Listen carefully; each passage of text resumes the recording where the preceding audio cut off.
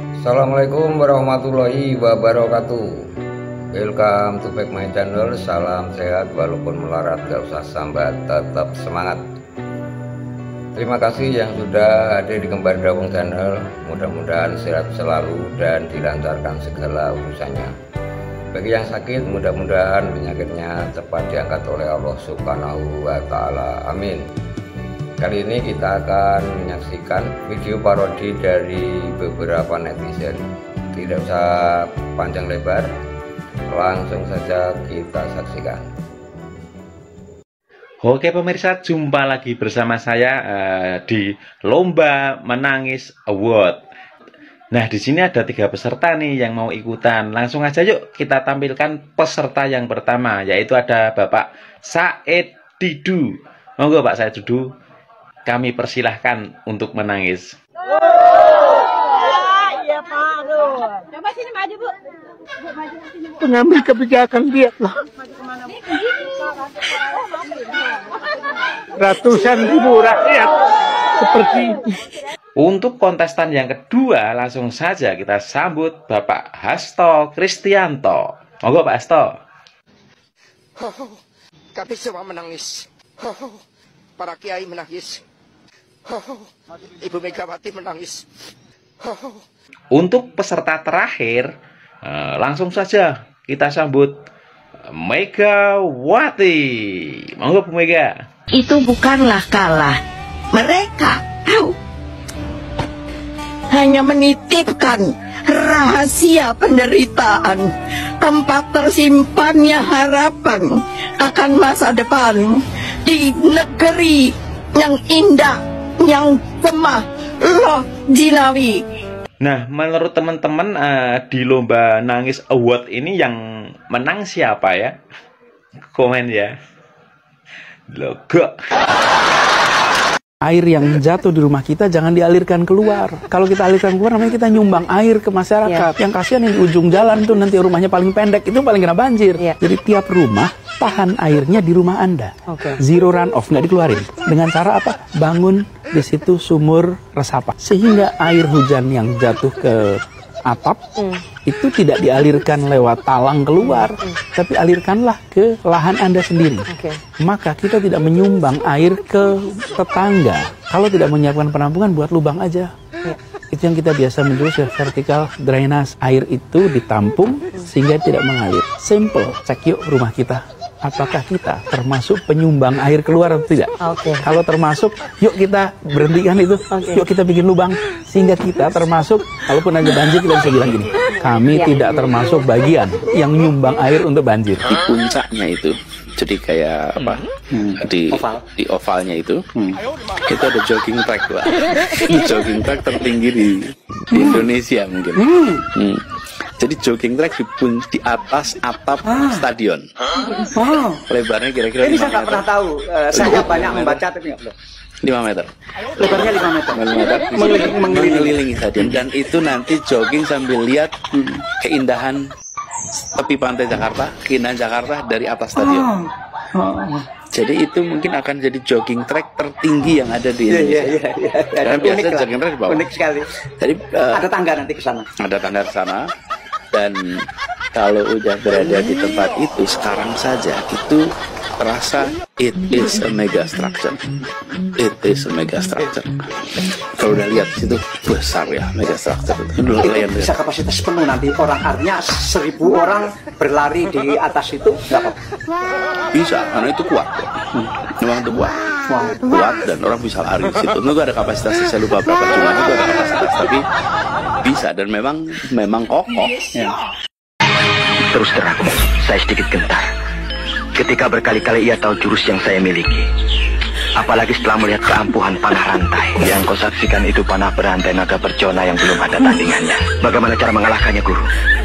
Kau harus menguasai ajian Pancasona dan jurus Raja Penyangga Langit. Jurus ini sengaja saya ciptakan untuk mengimbangi ajian Rawa Ronteng yang disalahgunakan pemiliknya.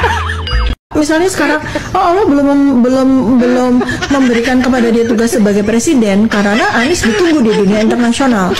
Oke, bukan ditunggu di penduduk DKI kembali. Enggak, Mas Anies, Palestina tuh mendukung, membutuhkan Anda. Oke.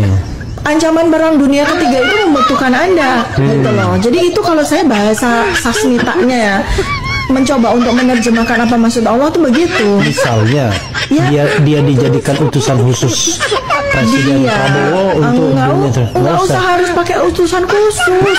Dunia internasional itu sangat mengakui ketokohan. Jangan menggunakan fasilitas negara Prabowo. Ngapain? Anies terlalu kecil buat jadi utusan negara untuk mengurus itu, enggak. Internasional butuh dia. Sekarang ancaman-ancaman, tantangan-tantangan bagi umat manusia di seluruh dunia itu amat sangat berat. Jadi ayam kalau berkokok, matanya ditutup. Matanya ditutup.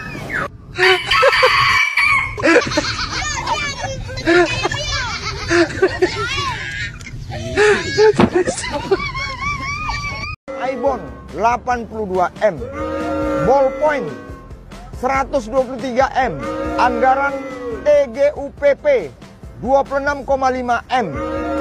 Terakhir, ini rame lagi nih. Ada anggaran komputer yang satu unitnya 128 M.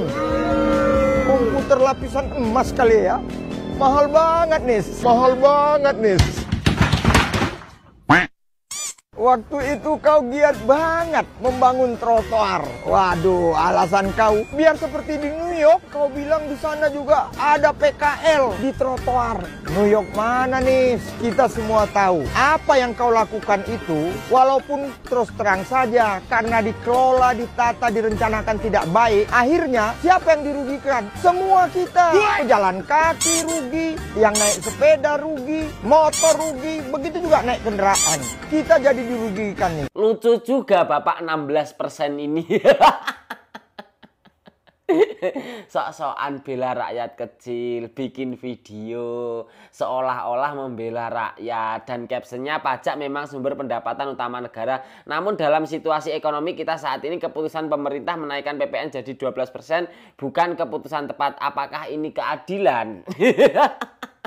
Tanya pada ibu dong, Pak. Ini kan undang-undangnya udah dibuat 2021 lalu, Pak. Kenapa pas di 2021 Bapak nggak protes?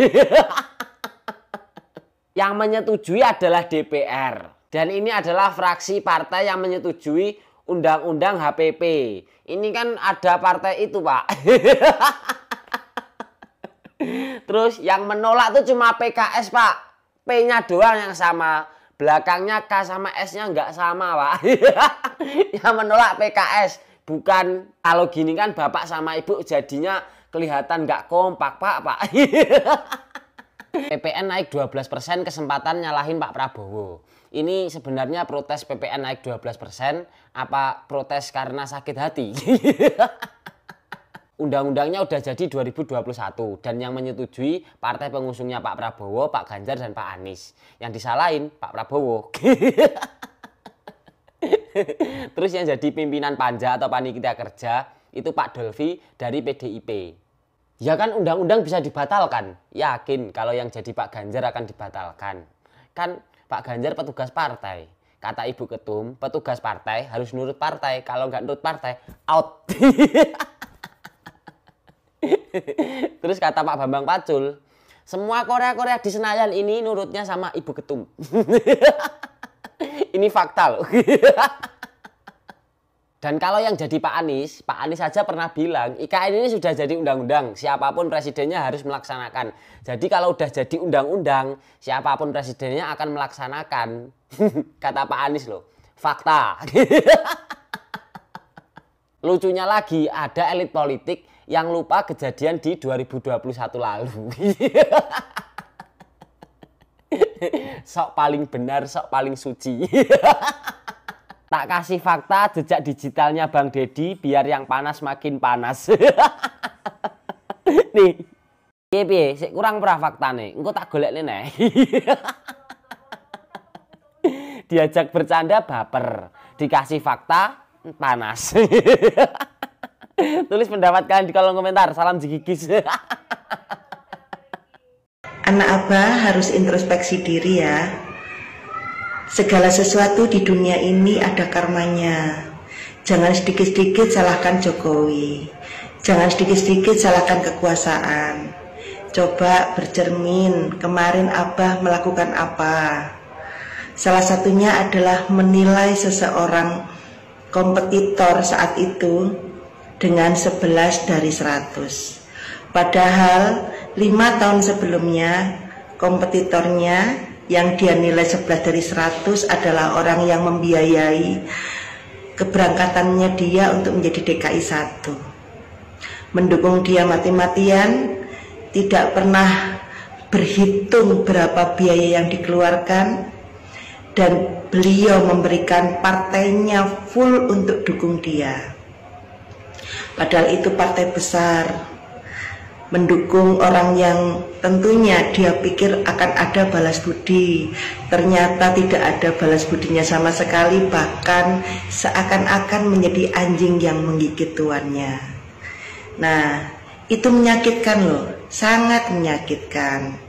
Jadi anak-anak Abah pun harus introspeksi bahwa tidak sepenuhnya Abahnya ini baik ya. Di mata kalian mungkin Abah baik luar biasa, tapi Abah telah mencoreng nama baik seseorang dan telah membuat mata Indonesia terbuka siapa Abah sebenarnya.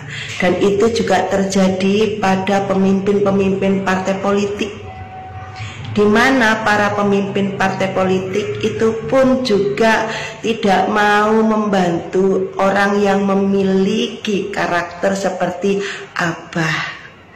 Tidak bisa mengucapkan terima kasih, tidak menepati janji, atau plin-plan, lompat sana lompat sini, ingin pansos gratisan, ingin menjabat tetapi tidak mau keluar uang, ingin berkuasa tetapi menggunakan atau memanfaatkan orang lain, dan bakalan sewaktu-waktu bisa menggigit tuannya sendiri karena tidak mengerti bagaimana caranya membalas budi.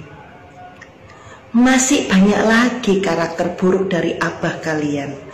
Itu yang tertangkap oleh mata masyarakat Indonesia dan menancap di hati masyarakat Indonesia.